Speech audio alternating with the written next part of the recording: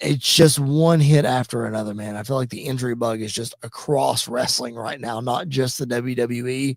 And normally we don't talk a lot about AEW on this show, quite frankly, because I would sound like an idiot because I don't watch the product and I wouldn't have a clue what's going on, nor do I really care what's going on. But something did catch my attention over the weekend, and that was the incredible heartfelt speech from Adam Cole at All In on Saturday, letting us know that he was not medically cleared to compete and that he is going to be gone for a while. He's not thinking about retirement yet, but Andy, you could see it all over his face and you could hear it in his voice that unfortunately retirement for Adam Cole is a real possibility. Yeah, we talk about all the time the beautiful side of professional wrestling, and this is the flip side of this. I mean, this is the ugly side of it that a lot of people don't really realize until it happens to somebody, that it's, like they say, it's not ballet. It's a demanding physically sport. And Adam Cole is one of both of our favorites. I mean, he's one of those guys that in the right situation, he's the face of a company. He is a world champion. He is, one of the best wrestlers in the world, one of the best character guys in the world, one of the best promo guys too, I think, as well. So just to see that happen and to hear it in his voice is just heartbreaking, to see all that happen. Guys like Danielson and Edge and even Page, like, they give us hope for wrestlers to come back at some point, Christian. maybe, and Christian, just to make a return and to, you know, come back at some point. And we hope that for Adam Cole, but we just hope, number one, that he gets healthy, that, everything's all right. It's just, it sucks that it happened basically, I mean, right at the height of his career when he jumped ship to AEW and then got hurt. And then it just seems like he's been plagued with injuries ever since. So hope nothing but the best for him. Hope nothing but a speedy recovery for him. If you are WWE fans like myself and you haven't really kept up with Adam Cole and AEW, honestly, and I don't mean to sound terrible when I say this, there hasn't been a whole lot to keep up with because, like you said, Andy, he's been injured, I feel like, more than he's been active since he went to AEW in 2021. He's done a couple of things. Was the current TNT champion. He won the Owen Hart tournament, the first one, right? Or the second one? Yeah, he won I think him and Britt won the first one. That's what I thought. They won the first one. I'm not sure if has he held gold in AEW outside of that? I believe they won the trios tag titles. Okay. And he was tag champs with MJF. Oh, that's right. I forgot about their big story. I forgot about that. Yes, they were tag team champions as well. So all that to say, though, WWE, AEW, whatever. Andy, you were a fan of Adam Cole long before any of this. You knew about the guy well before any of the rest of us did. If this is, in fact, a career and we find out that Adam Cole's never going to wrestle again, obviously here at Squared Circle Radio, we're going to do a much longer episode talking about the career of Adam Cole and what our favorite memories are. But just right now, when you think back to Adam Cole's career, what are some things that stand out to you as some of your favorites?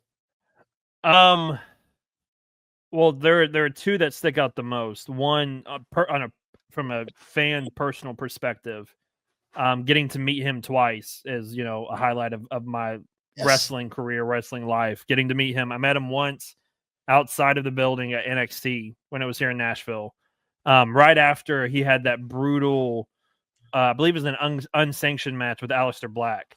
Yes. And so we talked to him for a little bit and then met him at WrestleCon in Dallas. I mean, one of the, if not the nicest professional wrestlers I have ever met in my life. Even when he was a heel in NXT, he always took time to talk to fans outside of the building and meet with them and take pictures and everything like that. So just a class act. But if we're talking about like his in-ring career, the moment I became a diehard Adam Cole fan is the night he joined Bullet Club. Because just the way they did it, I'll never forget. It was Colt Cabana versus Jay Lethal. and in Bullet Club fashion, the lights go out, they come back on. The Young Bucks are in the ring, holding up 2 T-shirts, trying to invite them to the Bullet Club. The lights go out again, they come back up. The T-shirts are gone, and Adam Cole is standing in the middle of the ring with a Bullet Club T-shirt. They super kick. I mean, it was 50 super kicks all around the entire building. The commentators got it. The Young Bucks' dad got a super kick. They broke a camera. They spray painted it. I mean, it felt like an old school NWO segment of just chaos and being awesome and being cool. And from that moment on, I was a diehard Adam Cole fan. I was a big fan of him before, but that was the moment where I was like, this guy just gets it. This guy is so awesome to look at. So that's probably like the top moment that I remember is the night he joined Bullet Club. Yeah, I will echo exactly what you said on a personal level. I got to meet Adam Cole twice as well. Once at WrestleCon, and then once at my former employer. He came when AEW was in Nashville. I think it was the first time that AEW was in Nashville. They were doing some media through comicbook.com. So they came into our studios because we shared a studio with Comic Book. And Adam Cole literally just sat outside of the lobby and talked shop with us for like an hour, just telling random stories and just being a cool dude. And he had no problem taking a picture. And he was the absolute nicest, if not the nicest wrestler I've ever met. I put him and AJ Styles like on the same level. Yeah.